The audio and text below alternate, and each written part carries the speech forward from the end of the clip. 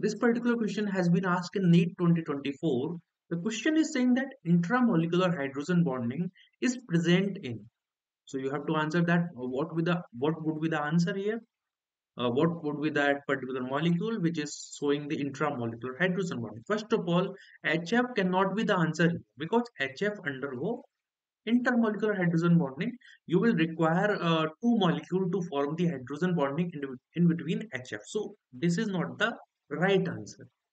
तो चलते हैं अगले ऑप्शंस की तरफ।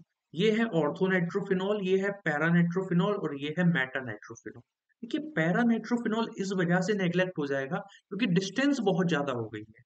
यहाँ पे आपको दो मॉलिक्यूल्स की रिक्वायरमेंट होगी।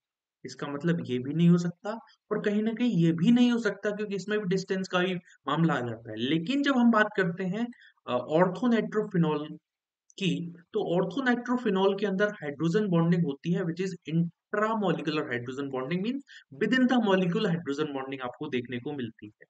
ये है हमारा, ठीक है, इसको आप ऐसे कोऑर्डिनेशन बॉन्ड बना के दिखा सकते हो। ये O गया और ये H हो गया।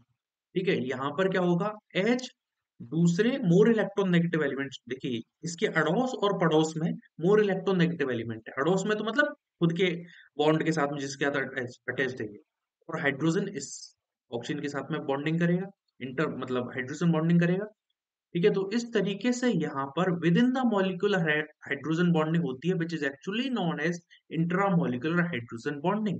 अब सवाल मेरा आप लोगों से ये है जिसका आंसर आपको कमेंट सेक्शन में बताना है कि यहाँ पर इसके पास में, इस नाइट्रोजन के पास में दो ऑक्सीजन थी, ये वाली भी ऑक्सीजन थी और ये वाली भी ऑक्सीजन ऑक्सीजन थी, लेकिन हाइड्रोजन बॉन्डिंग करने के लिए ये पर्टिकुलर ऑक्सीजन ही क्यों काम में आती? ठीक है, और दूसरा सवाल मेरा ये है कि अगर हम इंट्रा अगर हम बात करते हैं ऑर्थोनाइट्रोफिनॉल और पैरानाइट्रोफिनॉल की, तो उसमें बॉइलिंग पॉइंट किस मॉलिक्यूल का होता है? कमेंट सेक्शन में आप लोगों को इसका आंसर बताना है।